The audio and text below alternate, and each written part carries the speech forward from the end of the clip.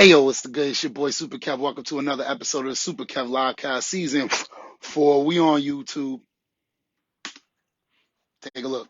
We on YouTube. For those of you new to the page, welcome to the hottest to-do list show on the internet. If it's not, your job is to let me know who got it so I can like, comment, share, and subscribe to their work the same way I ask you to like, comment, share, and subscribe to yours truly. If by the end of the episode, you learn something else about the 7 forms of income. This week, we are focused on the 7 forms of income for college professors, but don't get it twisted. If the shoe fits, you can wear it. All right.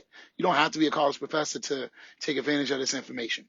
Not financial advice, entertainment purposes only. Let's jump into it. Income number 5 is rental income.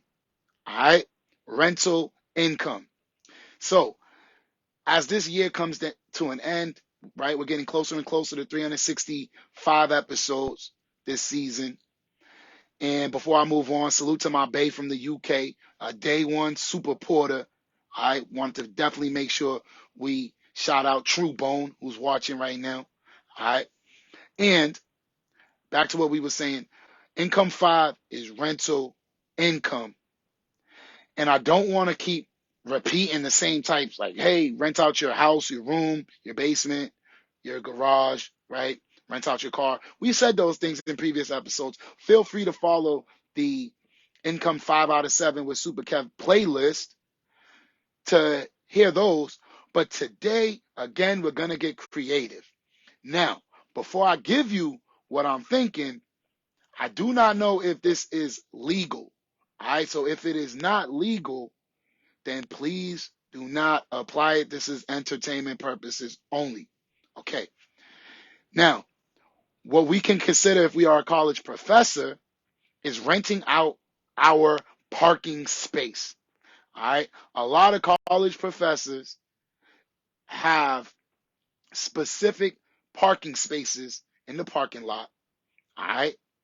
So maybe if you want some additional income, again, entertainment purposes only, maybe you can consider renting out that ideal parking spot to somebody else.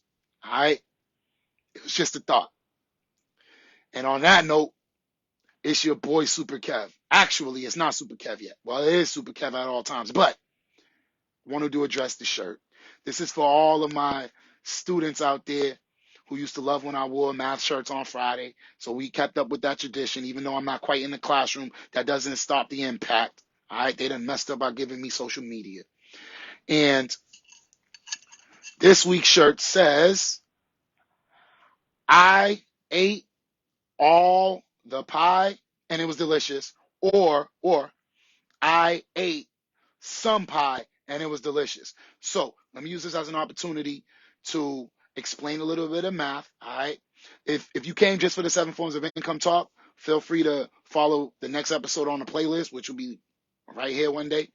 But for the super geeks out there who still love math, all right, I'm talking to y'all. Y'all know there's no number that when you multiply it by itself will get you a negative. That's why we call it imaginary. So this represents I. 2 to the 3rd power is the same as 2 times 2 times 2, or 2 times itself 3 times. 2 times 2 is 4, 4 times 2 is 8. All right. Now, this one is sigma, and that represents sum, like S-U-M. So you could read this as I ate some. But if you know sum is the answer to addition, and that's when you add them all up and get the total or all. That's why I said it 2 ways. All right. I ate some or I ate all. And then y'all should know that that's pi 3.141 something else. I don't memorize it, but y'all know I got my calculator right here if I ever need it. And what kind of calculator do I got? A silver one. And y'all know silver is something that we invest in episode 6.